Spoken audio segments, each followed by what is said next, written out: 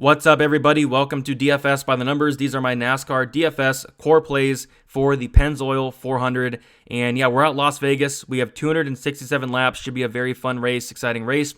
Coming off of a very interesting week last week. So I'm just taking a look at the optimal lineup here. Truex, Reddick, Byron, Austin Dillon, Chris Buescher, Ryan Newman. What was kind of surprising to me, not that William Byron found the optimal lineup, really. I mean, he started 31st, but what surprised me was him leading 102 laps. And I had a decent amount of Byron, but that was a pretty big surprise there. Other surprise for me on the optimal lineup was Chris Buescher, who I believe started like 12th. And the dude went out there and led 57 laps. So other than that, as far as my core plays went, I did have 5 of them. One of them was Hamlin, which I kind of ended up fading once he did go to the back. But I had Austin Dillon as a core play. I had a ton of Austin Dillon. He ended up finishing 12th. Being in the optimal lineup, and had a ton of Reddick. Reddick ended up finishing second, scoring 75 DraftKings points as well. So yeah, the core plays did decent last week. Ended up a couple of them on the optimal lineup. I guess what I did miss was Chris Buescher, which I did not expect him to go out there and lead 57 laps. So on to this week, we have Pennzoil 400. Going to get into 4 or 5 core plays for you guys.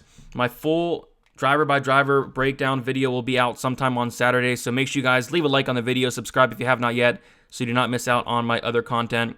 And if you do want access to more content, you can sign up on the Patreon, which is $5 a month or $1.25 per race. With that, you get my racer stats. I have a model with all the stats. You get the track career history, you get the track history the last 3 years, you get the track type history, current form, and then once practices and qualifying gets back in, we'll get that in there as well. So and my targets, projections, lineup percentages, example cash build, all the good stuff. So tons of stuff on there, lots of value for you guys at a very cheap price.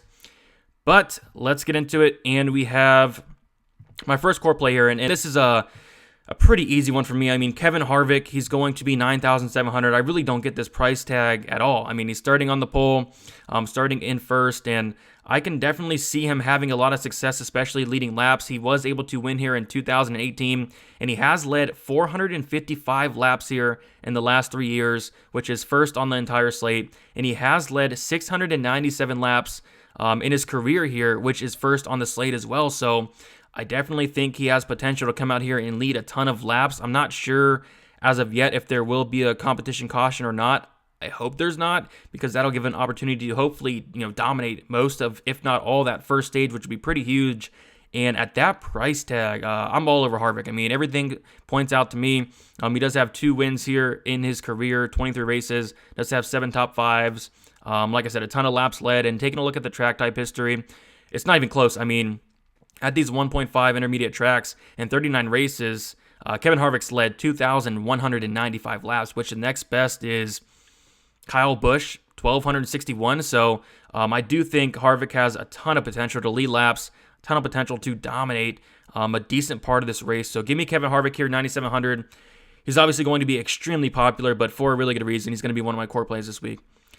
So this is an interesting one. I wanted to target another dominator to my core plays. It's between Logano, and I also like Martin Truex Jr. quite a bit, but the price really gets me here for Logano. He's somebody that's starting 15th, so I do think there's going to be place differential upside, and he does have an average finish here of 6 in the last 3 years, which is first, and he also has an average finish here of 8.4 in his 15 career races here, which is first again. So Joey Logano is really good here, and also he does have 488 laps led here in his career, which is second on the entire slate. So he's very good here.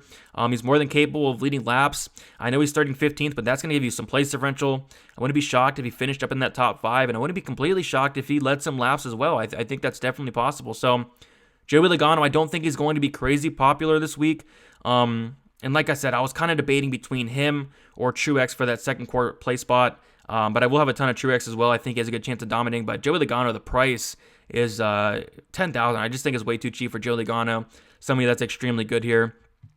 And yeah, like I said, I don't see him being overly owned. So taking a look at his track type history, average finish of 9.9 in his last 39 races, which is the 4th best on the slate. So yeah, he's good at these intermediate tracks. I don't hate Joey Logano as a core play at all. So getting into some cheaper options here, kind of a mid-range play, we have Eric Almarole. He is starting 28th. I do think he has some place differential upside, and he has an average finish of 12.33 here in his last 6 races, which is 9th on the slate. So pretty good, especially as of late. I mean, he kind of struggled earlier in his career here, but as of late, He's been looking fantastic here, so I do like him. 3 top 10s here in his last 6 races, which is also 8th on the slate. And I just think there's some solid value at this $8,600 price tag. And I do think dominators are going to be very important. Probably 2, maybe 3 dominators on this slate.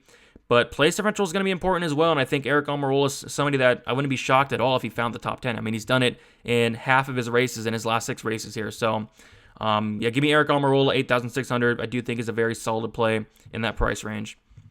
So getting into some more value here, and last week kind of really struggled with the value plays. There really wasn't much value. I guess the key to last week was playing Chris Buescher I forget his price last week, but he was somebody that got into the optimal lineup. He was also somebody that led like 57 laps, which is just crazy to think about. But I think I'm going to go back to him here. I think I'm going to go with Chris Buescher, 6,400. I like the price.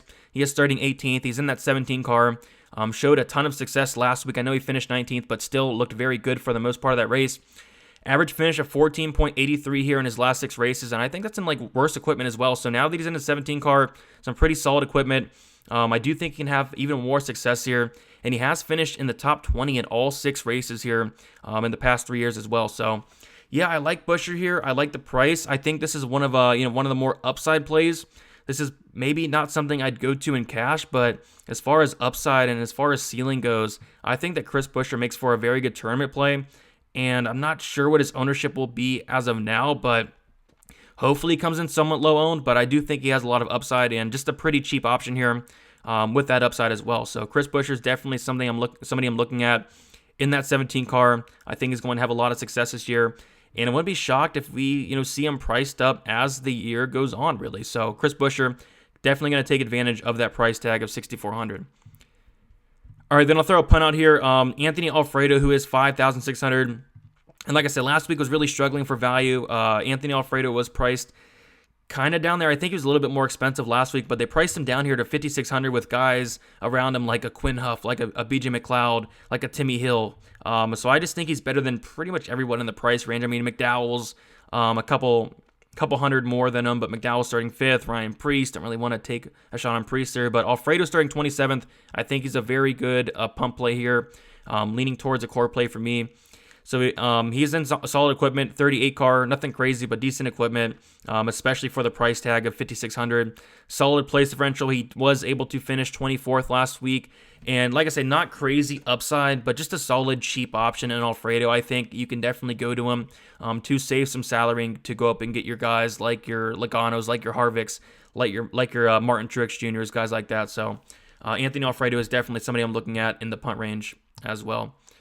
Yeah, so just quick recap here.